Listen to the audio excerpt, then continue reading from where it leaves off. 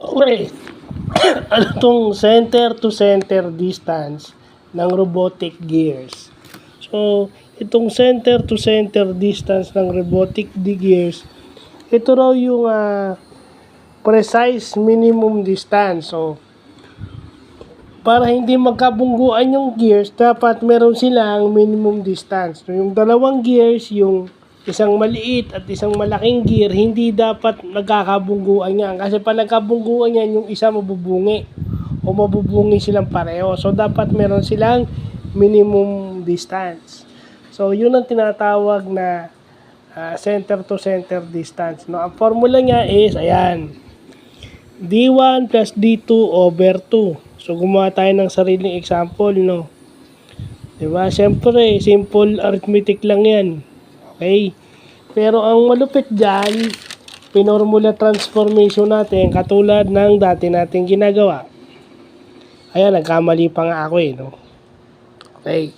May dalawa tayong formula for D1. Ano? May dalawa tayong formula for D1. Kung gusto nyo mag-express with a common denominator, ayan. Yung makukuha nyo, di ba?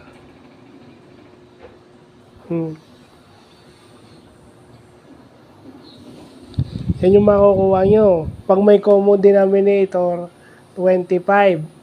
Pero pag yung talagang formula niya, which is parehong tama yan, kaya nga nilagay ko or eh. O babalik tayo dun sa ating given.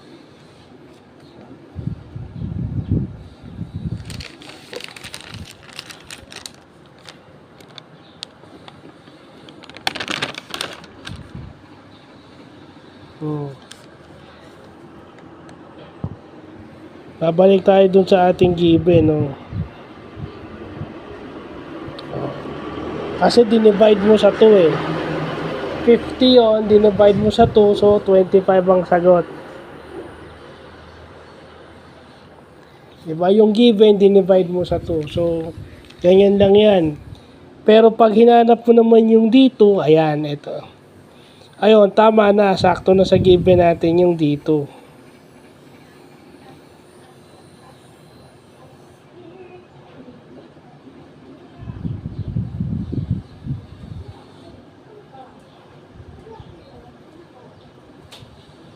Diba? So, yun.